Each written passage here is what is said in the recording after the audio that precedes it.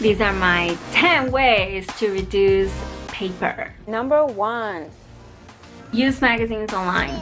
So you don't really need to buy stacks of magazines or have subscriptions of magazines coming into your home. You can actually put your magazine subscriptions on your Kindle, or you can have the magazine be sent to you online. I believe that they have links for that, and then you can go and watch the magazine online. You don't need to be flipping to the paper in order to get the content, and that's the reason why you're actually flipping to the magazine, so that you can get a very specific amount of content. Number 2. Audiobooks. So I have been doing audiobooks for a really long time now. I have Audible, which is an amazing app that allows you to keep your books whenever you buy them forever. It's also a subscription service. I don't do the subscription service because I don't listen to that many books. I probably have about 10 books on there, but they are books that I actually listen to all the time. They're really helpful, and they help you save not just paper but also time. Number 3. An app called Natural Reader. And Natural Reader pretty much does the same thing that Audible does, but it does it with any PDF document. So all you have to do is just send the PDF into the app, and Natural Reader will actually read it for you.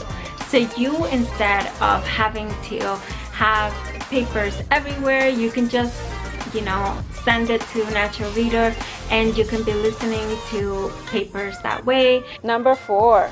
I am going to do a video about this individually, but number 4 is Kindle. And Kindle allows you to pretty much put all of your books in one place. You have your entire book library in one place. You can also send PDFs to your Kindle in one place, and it's super amazing. You can actually save mountains of paper by putting everything in one place. You can also have your magazine subscriptions sent to the Kindle. It's really an amazing device, and I definitely want to talk about it a little bit more in another video, but for now, that is my number 4.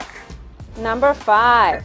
Google Drive or Dropbox. And Google Drive or Dropbox allow you to put paper documents, save photos, and all sorts of paper things that you would normally have on paper in the past, you will have on paper, into one location. And it really helps you to save time, to have everything organized and in one place. It's really an amazing service, both of them, and I highly recommend them. Number 6. My email folder. I have tons of documents, even courses that I've taken, saved into the email, instead of me having to print everything or having to collect things in real life. I leave a lot of documents and emails and important things that I would normally print out in another lifetime. I leave it in my email, and I can pretty much search for anything super easily without having to print things and have papers everywhere. It's really a very easy way to deal with your life. 7. Paperless everything. You have bills that are coming to you. You have maybe magazine subscriptions. You have a lot of stuff that is coming to you in the mail. So why don't you just pick the paperless options? Most companies have that right now. It's a really great way for you to save a lot of paper. You're probably not even looking through your bills, and you're going online and saving it. Why not actually reduce the amount of paper that is being sent to you? Number 8. Calendars and reminders. So a lot of people buy diaries or calendars, as you call them in the US, for keeping track of like your calendar and all that stuff, but you have it in a lot of different locations. So you might have it on your phone, you have reminders set up on your phone, and you also have the paper one, and in the end you end up not writing in the paper as much as possible or not using it. And I feel that it would be a million times better, because you have to use your phone anyways, to have everything in the phone. I personally have used this method for a really long time. I don't buy paper calendars or paper diaries anymore, and it has been extremely instrumental for me to minimize the amount of things that I'm carrying around with me, especially when I'm traveling, because that sucks.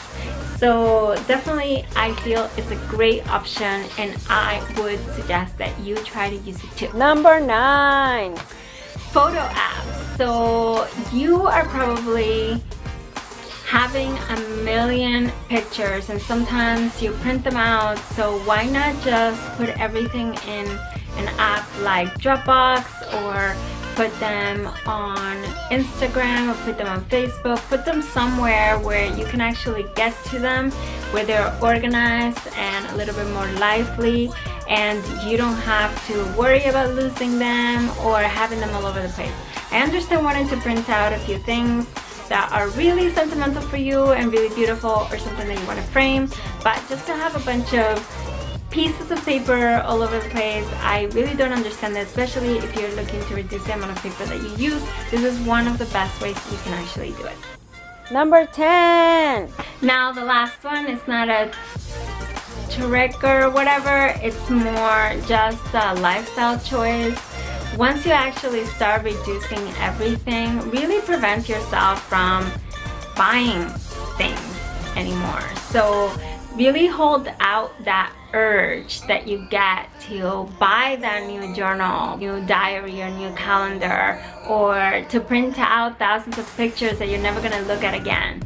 Really resist the urge to do those things, because in the end you know that it's just going to be accumulated dust in your home and space in your home when you know very well that you're not even going to look at it. So I really think that, you know, if you're using something, you don't need to reduce it. So for example, if you really do value one book and you want to read it 1,000 times, get that book in paper if it's really gonna make you happy. But if you're just gonna read it once and, you know, it's just gonna be collecting dust in a corner of your bookshelf and you're never gonna use it again, there's no point for you to have that book or have that thing. Instead, donate the ones that you have and resist the urge to buy new ones unless you know that you're going to use it several times throughout your life.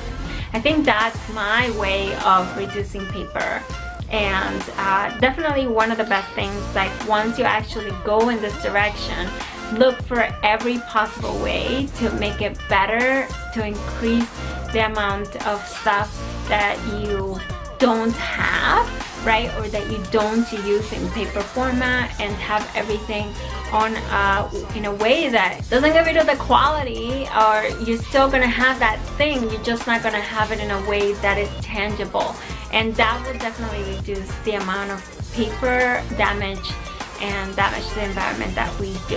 So I hope that you found this helpful. I hope that at least some of these were new for you and you have found them instrumental in your journey to reducing the amount of paper that you use or the amount of paper that you have. I really hope that that's helpful, and if it was in any way, definitely give it a thumbs up. Share with me some of the other ways that you have been reducing paper, and if there are any of them that I don't know yet, I would love to know, because like that I can also increase the amount of things that I'm doing in order to help the environment. So can't wait to hear from you guys in the comments.